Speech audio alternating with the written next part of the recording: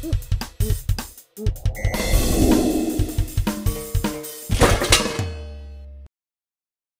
again, and welcome back to www.lasarditraining.com. I'd like to show you a couple of items that we do with our more elite training individuals, our athletes, usually collegiate athletes, high school athletes, boys, girls, starting or playing ball for several years, being trained under me for several years or several months, and we move on into more advanced form of training.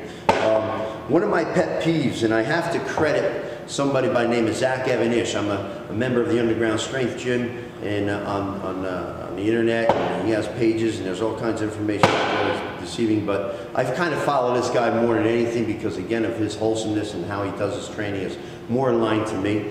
I picked this up from him. It's called Indian Club training. Back in the day when gyms were just about being available, I guess in the 20s and 40s, they used to do training with a bowling pin type structures called Indian clubs. And they would be weighted, and different clubs would have different weights in them, and they would do a variety of different exercises.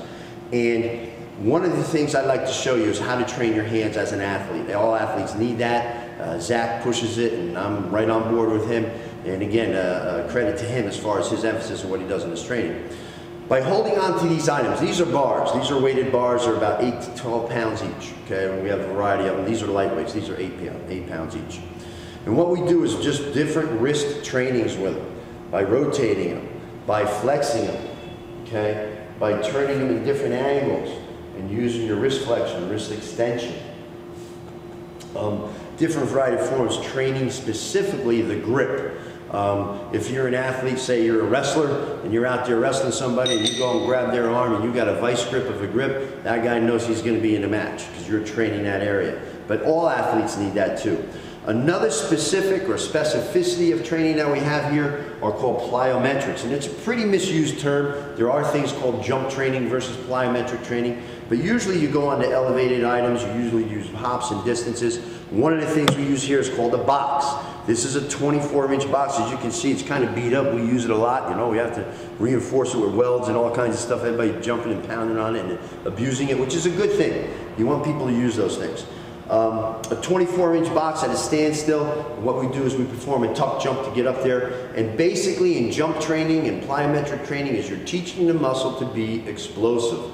You can be strong squatter, get in that squat rack and put 500–600 pounds on your back and do it, but if you can't move quickly, you can't play a lot of athletics or play as well as if you mix in that element of speed and quickness. And jumping and plyometric training does that. A little bit more into our right, my right, your left there is other forms of bags and things that we do up here at Lasardi's to use to bust up the monotony of training and kind of expose different ways of training to the body. This is our bag through Rogue Fitness, great bag. We got handles on there. Sometimes I used to make bags out of duffel bags, the U.S. Army duffel bags. I like them because they had no handles on it, but they'd always break on me. So if you can spend a few bucks and get a professional bag, that does help out in keeping things nice and clean. This smaller bag is a 20-pound bag. The bigger bag is a 40-pound bag. And we do all variety of things. The idea of using a bag versus a bar or a kettlebell is the awkwardness of it. Again, this is an advanced style of training. I would never start somebody lifting bags and doing these things first without a series of lifts they can do under their belt and get strong first. Moving on to what probably catches your eye pretty good here is this keg. And it's not a beer keg. We don't have anything in there. We just have water in there to go there. But again, talking along the lines of asymmetric lifting, balanced lifting, strength balances. We kind of do an advanced style of training up here that bridges the gap of weight room strength to game time performance. And basically it's these awkward lifts. Once you pick up this can, this keg, the weight of the item in a keg can be anywhere from 8 to 32 pounds. A gallon of water is roughly about 8 pounds or so. So I can't go too heavy in it, but what happens is when you pick this thing up, it moves around on you.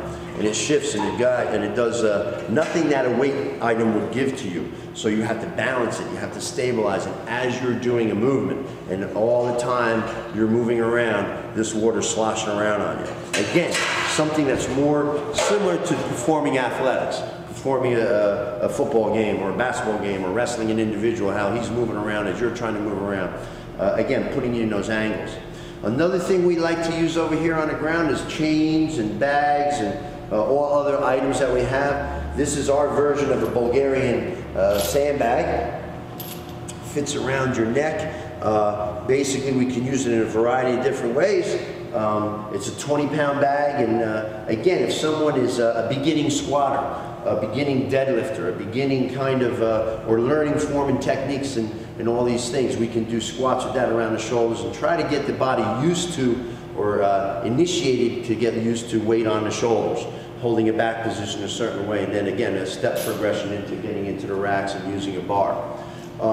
Chains are a variety of different reasons. We put them on bars, we put them on bodies to add weight to bodies for resistance.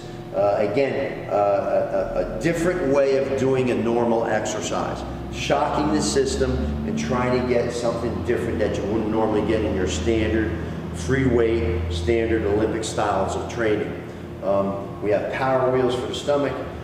This is a bar that I like to expose to you a little bit. It's actually not a bar, it's a piece of PVC pipe. And this is a bar that we'll use today in our areas of training with special need athletes. We have a lot of young guys that come up here and their strength levels aren't at the point of using a bar or using a handheld weight or using something that's heavy.